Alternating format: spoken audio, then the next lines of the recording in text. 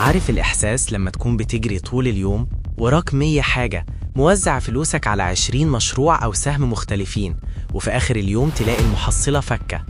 التشتيت هو العدو الأول للنجاح.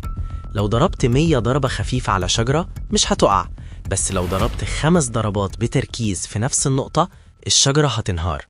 يا مساء الفل على أصحاب المزاج العالي والقهوة المظبوطة. منور القهوة يا صاحبي الجميل، شد كرسيك، اطلب قهوتك وركز معايا عشان النهاردة هعلمك ازاي تضرب الضربة القاضية.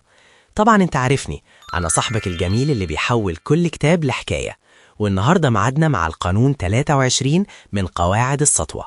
ركز قواك. القانون ده بيقولك الكثافة تغلب الانتشار. حط طاقتك وفلوسك في منجم واحد غني بدل ما تضيعها في 10 مناجم فقيرة. اسمع حكاية عاصم وياسين. عاصم كان فاكر إن الشطارة إنه يعمل كل حاجة، فتح كافيه ومحل واشترى أسهم في 30 شركة ما يعرفش عنهم حاجة. كان بيشتغل 16 ساعة في اليوم ودايخ بين مشاريعه.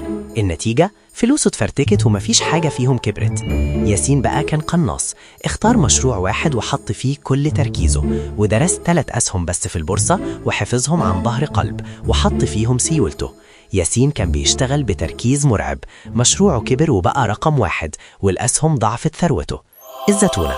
اوعى تلعب على كل الحبال، لم مجهودك ولم فلوسك واختار هدف واحد دسم اضرب فيه بكل قوتك. الحفر العميق في مكان واحد بيجيب بترول. احفظ الفيديو ده عشان يفكرك ترتب أولوياتك، وابعته لصاحبك المشتت وقول له ركز عشان تنجز. اشرب آخر بق في قهوتك واستناني الحلقة الجاية. سلام يا صاحبي الجميل.